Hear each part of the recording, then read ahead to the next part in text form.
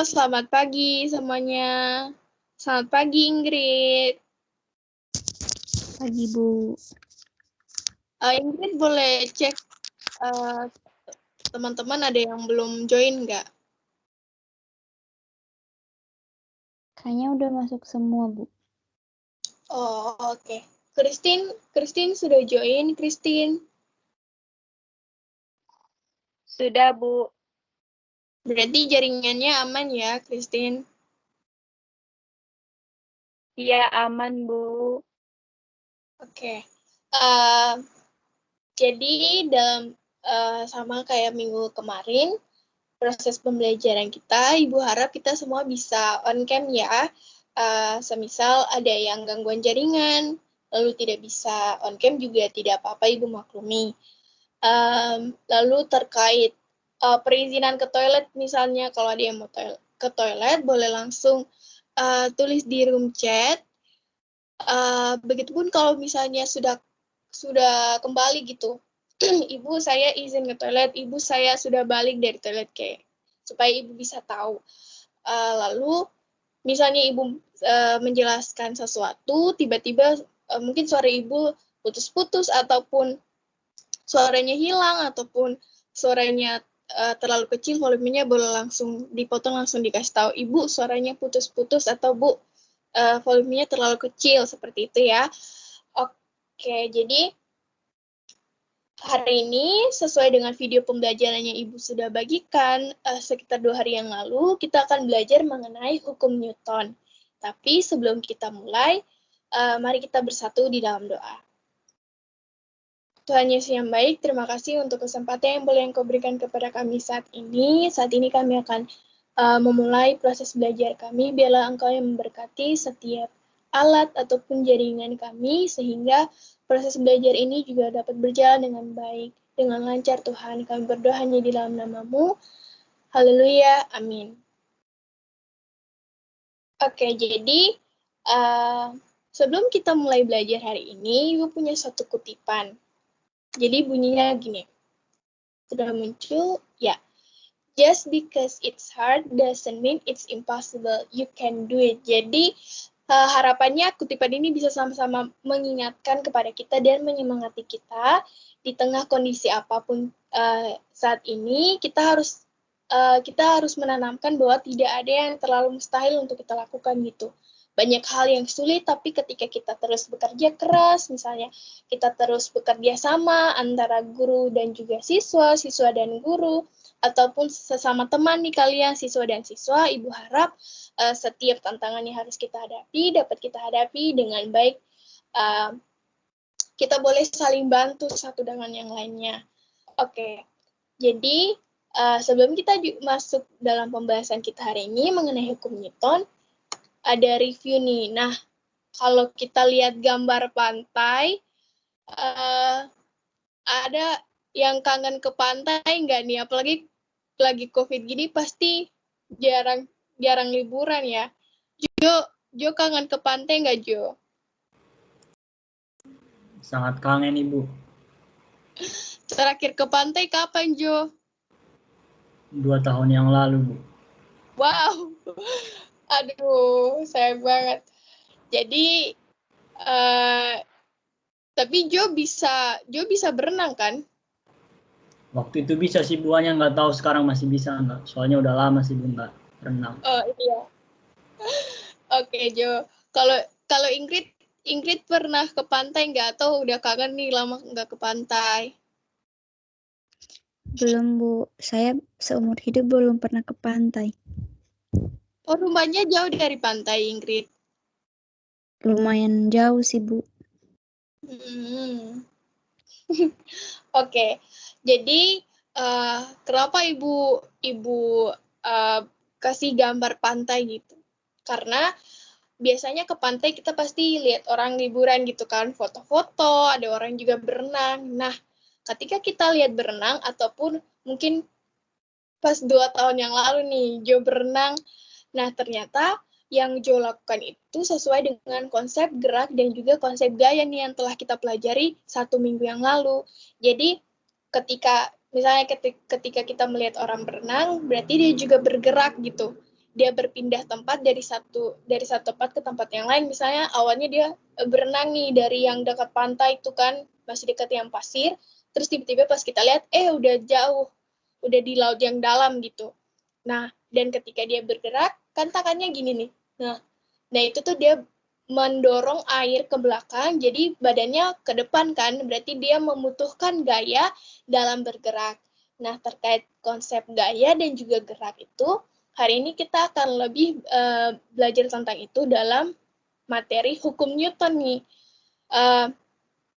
Kira-kira video pembelajarannya Ibu bagikan itu, Christine ingat nggak hukum Newton itu terdiri dari berapa sih? Berapa hukum sih, Christine? Ada 3, Bu. Dari video sama yang sudah saya catat itu ada 3 hukum Newton, Bu. Oke, terima kasih Christine. Ya benar ya, hukum Newton terbagi menjadi 3, hukum 1 Newton, hukum 2 Newton, dan juga hukum 3 Newton. Nah, sebelum kita masuk pada penjelasan dari setiap hukum itu, Ibu mau mengingatkan lagi tujuan pembelajaran kita, yaitu menyebutkan bunyi hukum 1 Newton, bunyi hukum 2 Newton, bunyi hukum 3 Newton, menuliskan persamaan hukum 1 Newton, hukum 2 Newton, dan hukum 3 Newton, menjelaskan hubungan antara gaya, percepatan, dan massa benda sesuai dengan konsep hukum 2 Newton, dan juga menyebutkan penerapan hukum 1 Newton, hukum 2 Newton, dan juga hukum 3 Newton.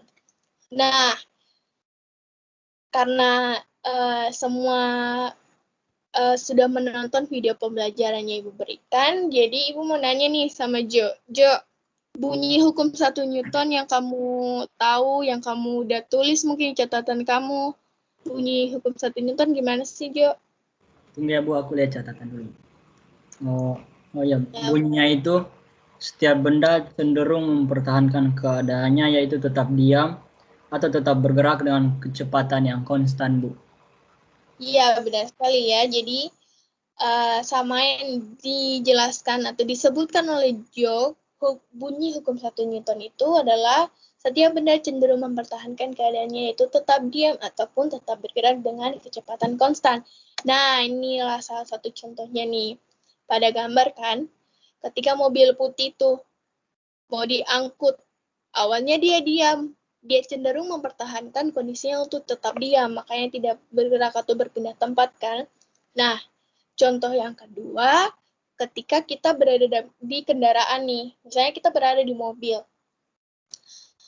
Ketika mobil itu tiba-tiba direm, pasti badan kita condong ke depan kan? Dan ketika mobil itu awalnya diam dan tiba-tiba digas ataupun berjalan, pasti badan kita condong ke belakang. Nah, itu juga salah satu penerapan atau contoh dari hukum 1 Newton. Nah, rumusnya tertulis sigma F sama dengan 0 atau resultan gaya sama dengan 0. Oke, kita lanjut di hukum 2 Newton. Hukum 2 Newton bunyinya, sebuah benda yang dikenai gaya akan mengalami percepatan yang besarnya berbanding lurus dengan besar gaya dan berbanding terbalik dengan massa benda. Nah, rumusnya tertulis sigma F sama dengan M dikali A. Atau resultan gaya, M itu massa, A itu adalah percepatan. Atau bisa juga ditulis percepatan sama dengan resultan gaya dibagi dengan massa benda. Nah, kemarin juga di video pembelajarannya Ibu berikan, kita melakukan percobaan sederhana ya. Jadi, di gambar sebelah kiri sini, bagian sebelah kiri, itu titik-titiknya lebih renggang dibandingkan gambar sebelah kanan. Nah, titik-titik yang lebih renggang ini artinya percepatannya lebih besar atau pergerakannya lebih cepat. Sedangkan titik-titik yang renggang ini, di mana massanya lebih besar, yang lebih rapat maksudnya, itu menunjukkan percepatannya yang lebih kecil atau pergerakannya yang lebih lambat. Nah, sesuai dengan contoh dalam percobaan sederhana yang kita lakukan, dan juga contoh ini. Nah, Ibu minta Ingrid deh. Ingrid boleh menjelaskan nggak? Sebenarnya hubungan antara gaya, massa benda, dan juga pergerakan kayak percepatannya tuh gimana sih hubungannya sama kayak bunyi hukum 2 Newton tadi, Ingrid? Kalau yang dari gambar ini, Bu, kalau misalnya bendanya itu besar, terus berat, jadi dia susah untuk dorong. Terus susah berpindah juga. Tapi kalau bendanya ringan, terus kecil, dia bisa dorong dengan mudah. Iya, benar sekali. Mungkin Christine bisa melengkapi, jadi lebih jelas gitu. Oh, kalau misalnya masanya lebih besar, gaya yang dibutuhkan lebih besar atau lebih kecil, lalu nanti percepatannya lebih besar atau lebih kecil. Mungkin seperti itu, Christine. Boleh bantu jelaskan buat Ibu dan teman-teman? Oh ya Bu, kalau dari gambar itu kan Bu, kalau kita lihat dia yang dorong masanya lebih besar atau bebannya lebih besar gitu kan Bu, orangnya tuh kesusahan, berarti gaya yang dia perlukan itu harus lebih besar gitu. Pasti kalaupun misalnya dia bisa bergeser gitu kan Bu, pasti itu pelan-pelan gitu Bu, pasti sedikit lah gitu. Mungkin teman-teman juga pernah coba gitu kan, kayak mendorong sesuatu yang lebih besar dari berat kita. Tapi kalau dari gambar yang kecil itu kan Bu, yang di sebelah kanan, itu lebih kecil dan lebih mudah dia dorongnya. Lihat aja gambarnya, senyum berarti dia lebih gampang mendorongnya, dan itu mungkin akan lebih cepat lah daripada yang di sebelah kiri Bu. Oke, terima kasih Christine dan Ingrid. Sudah makin dijelaskan lagi ya di video pembelajaran kemarin, Ibu sudah jelaskan, hari ini makin jelas lagi buat Ibu dan juga buat teman-teman. Nah, kita sekarang masuk di hukum 3 Newton. Ibu juga punya salah satu contoh nih. Ini sebenarnya 2 gambar ya, gambar sebelah kiri dan juga gambar sebelah kanan. Dari kedua gambar ini, menurut Jo, mana penerapan atau contoh dari hukum 3 Newton? Yang sebelah kanan, Bu. Nah, kenapa tuh pilih sebelah kanan, Jo? Karena sesuai bunyinya itu berarti jika kita memberikan gaya kepada suatu benda, maka benda tersebut akan memberikan gaya kembali terhadap kita, Bu. Yang saya... Ya. Jadi, benar yang dibilang Jo kalau gambar sebelah kanan adalah salah satu contoh hukum 3 Newton nih. Karena bunyi hukum 3 Newton adalah setiap pada gaya aksi, maka selalu ada gaya reaksi yang besarnya sama tetapi berlawanan arah. Makanya dituliskan F aksi ataupun gaya aksi sama dengan negatif gaya reaksi. Tanda negatif ini menunjukkan adanya arah yang berlawanan. Nah, dari gambar ini, gambar yang pertama yang sebelah kiri ini menunjukkan arah gaya yang tegak lurus, bukan berlawanan. Sedangkan pada gambar yang kedua yang sebelah kanan ini baru menunjukkan arah gaya yang berlawanan, seperti itu. Nah, ini juga bisa salah satu penerapannya tuh waktu berenang itu loh. Jadi kan ketika tangan kita mendorong ke belakang airnya, kita memberikan gaya aksi. Reaksinya tubuh kita ke belakang. Jadi memang arahnya berlawanan, seperti itu.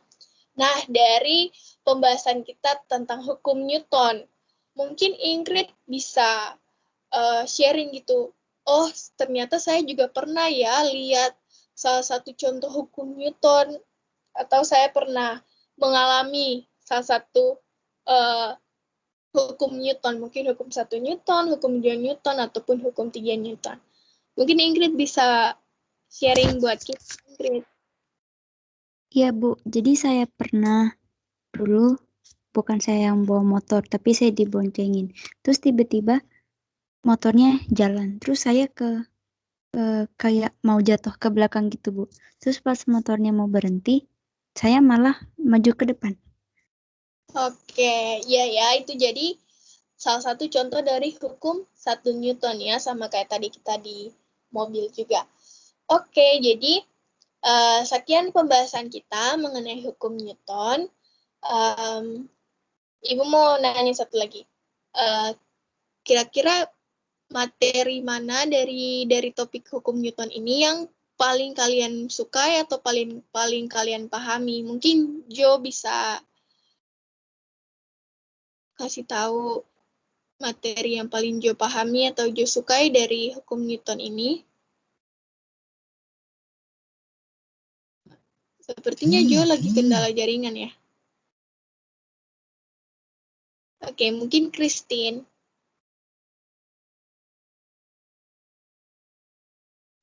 Kalau saya, Bu, mungkin yang hukum Newton 1, Bu.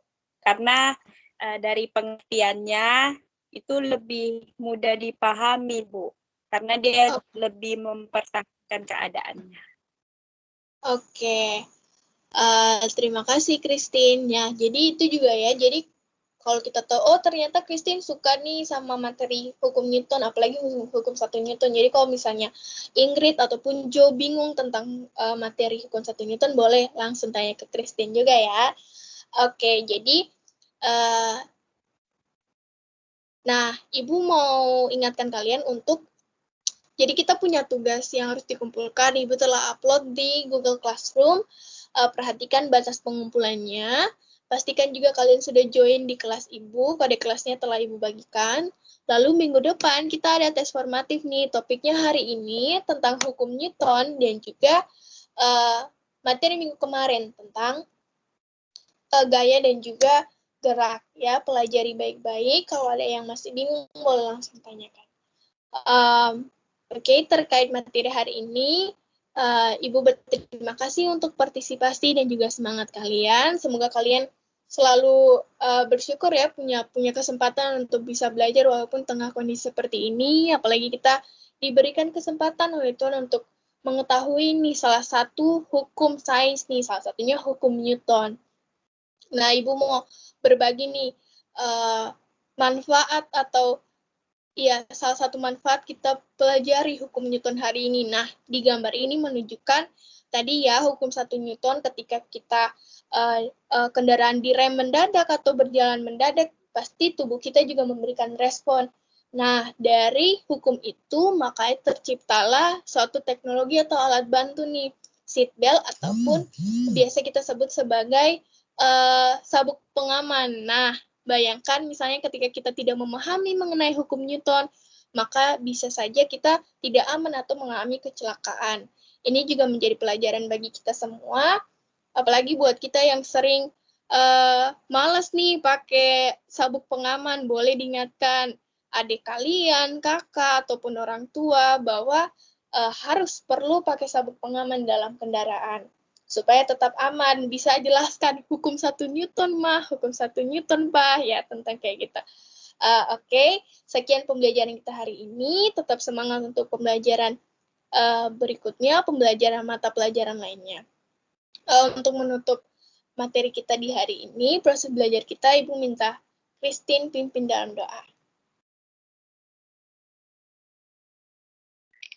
Halo Ibu, suara saya kedengaran? Iya, Christine, terdengar. Oke, Ibu dan teman-teman, mari kita bersatu dalam doa. Bapa, terima kasih buat kasih-Mu, buat penyertaan-Mu sepanjang pembelajaran hari ini. Tuhan, kami dapat melaksanakan kegiatan pembelajaran kami walaupun secara daring, Engkau tetap memberkati kami. Tuhan, terima kasih buat Ibu Karinda yang senantiasa mengajarkan kami, Bapa. Tuhan, Kau yang memberkati Ibu Karinda, Bapa. Tuhan, kami murid-murid, agar kami dapat memahami setiap pembelajaran yang akan guru-guru kami jelaskan kepada kami, Bapak. Semuanya kami serahkan ke dalam tangan-Mu, Bapak. Selanjutnya aktivitas kami juga kami serahkan ke dalam tangan-Mu. Di dalam nama anak-Mu Tuhan Yesus Kristus, kami berdoa dan mengucapkan syukur. Amin. Amin. Oke, terima kasih semuanya. Sampai jumpa minggu depan. Bu. Ya. Terima kasih.